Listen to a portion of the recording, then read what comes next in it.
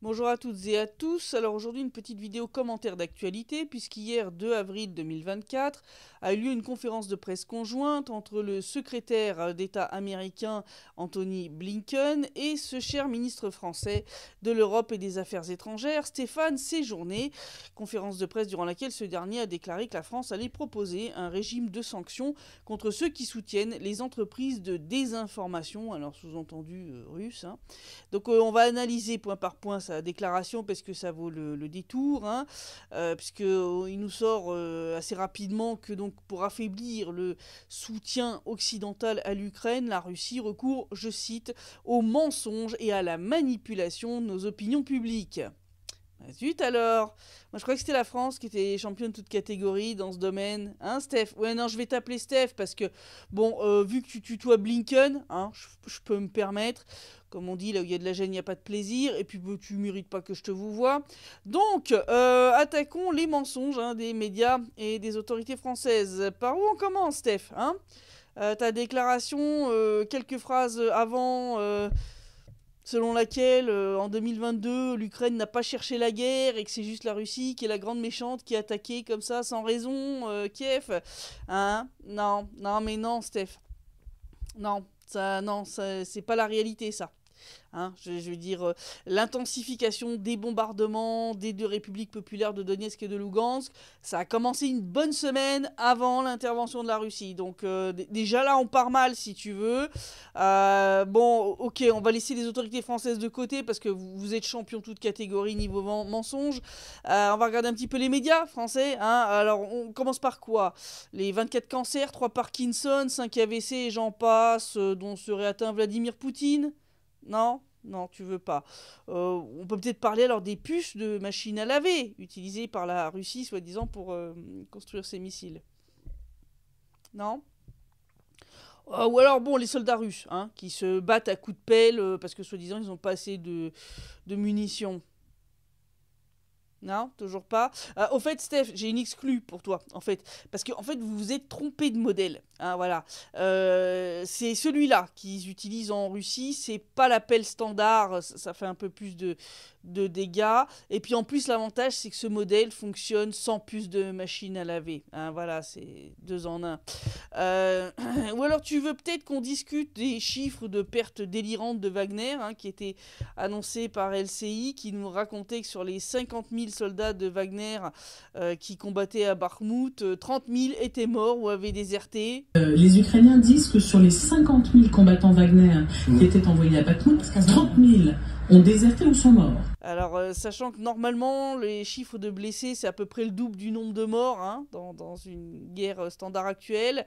Donc, en fait, on avait 3 Wagnériens armés de pelles qui affrontaient les 12 000 à 20 000 soldats ukrainiens à Bakhmout, en fait, si on vous écoutait. Je rappelle que Wagner a pris le contrôle de Bakhmout, ce qui veut dire qu'ils sont quand même très forts, ces Russes, 3 mecs armés de pelles contre 12 à 20 000 soldats ukrainiens armés jusqu'aux dents par l'Occident. Et c'est les Russes qui ont gagné, dis donc. Rambo peut aller se rhabiller, là. D'ailleurs, en parlant de Rambo, si tu pouvais dire à Micron premier, là, d'arrêter d'abuser de Photoshop. Non, parce que ça se voit. Mais carrément. Je veux dire, non, là... Non, là, ça passe pas. Bon, alors, plus sérieusement, Steph, non seulement les médias français mentent, mais c'est même dit ouvertement à l'antenne par un général en plus, qui dit qu'il faudrait publier encore plus de fake news pour contrer le narratif russe.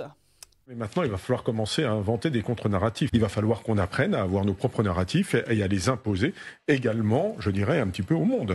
Et y compris même, je veux dire, il faut les infester avec des fake news, etc. On l'a déjà fait, c'est déjà arrivé. Pour vous raconter des choses en Afrique. Bon, continuons de lire la déclaration de Steph, qui nous dit que la Russie finance des ingérences et promeut de faux médias. C'est quoi des faux médias? C'est des médias qui n'existent pas en vrai? Ou c'est juste des médias qui racontent pas des âneries monumentales validées par Jupiter Ier Tout-Puissant? Non mais... Parce qu'avec vous, hein, les définitions, elles sont un petit peu bizarres des fois. Hein. Bon, on va continuer. Donc, Steph nous raconte que la Russie accuse l'Ukraine et l'Europe de crimes commis par d'autres. Hein. Donc, dernièrement, Daesh, donc il fait référence à l'attentat du Crocus City Hall. Hein. Et il poursuit en disant que c'était une manière assez grossière pour la Russie de masquer le fait qu'elle se serait trompée d'ennemi en négligeant le risque du terrorisme islamiste sur son territoire. Alors Steph, oser accuser la Russie d'avoir négligé le risque du terrorisme islamiste alors qu'elle est la seule à avoir réellement combattu et fait reculer l'État islamique et autres groupes terroristes en Syrie du genre Al-Nosra. Tu sais, ceux que Fabius il disait là-bas en Syrie sur le terrain, ils font du bon boulot, hein. Ouais, non, c'est du foutage de gueule, mais cosmique là. Et en plus, bon, raconter que les terroristes du Crocus City Hall sont des islamistes alors que les mecs ont pas été foutus de faire leur profession de foi musulmane, la shahada, avec la bonne main, hein. La droite, ben oui, c'est la droite, hein, pas la gauche. Si ces mecs-là sont des islamistes, moi je suis la reine d'Angleterre. Bon, et puis concernant les accusations contre l'Ukraine, Steph, elles sont juste étayées par des faits.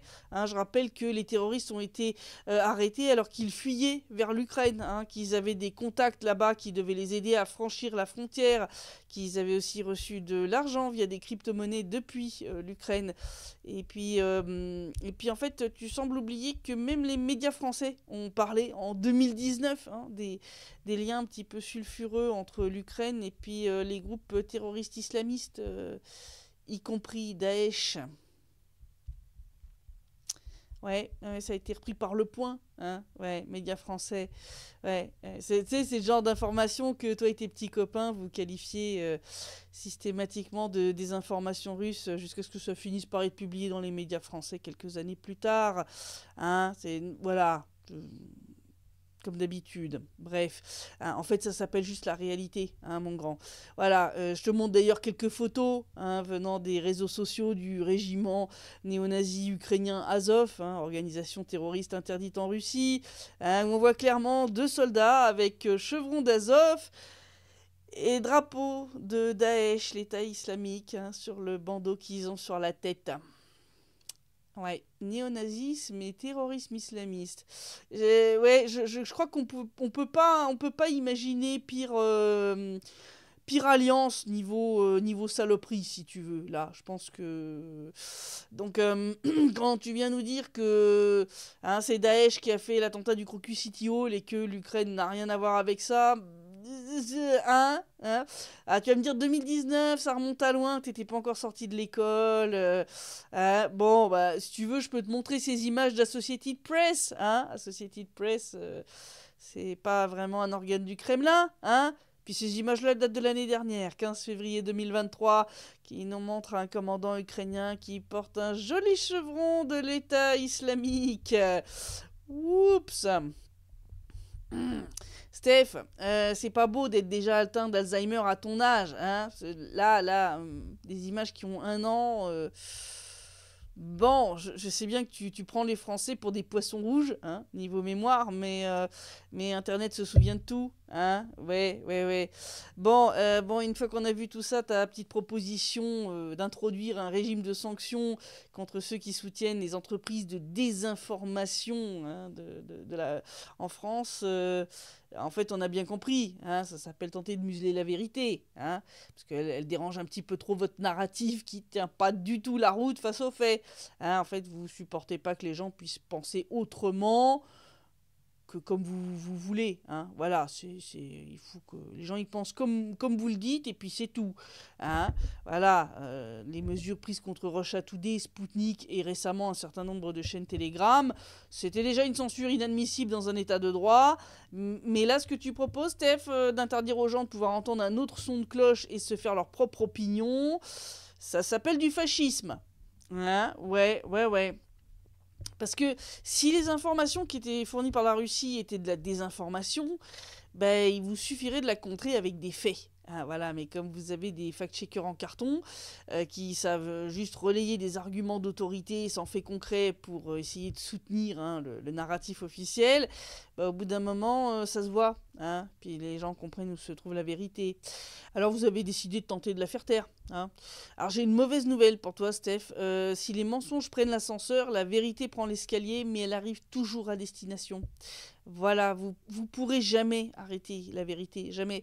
Et le jour où suffisamment de Français auront compris où se trouve la vérité, alors les menteurs se retrouveront emportés avec leurs mensonges. Voilà, je te laisse méditer là-dessus.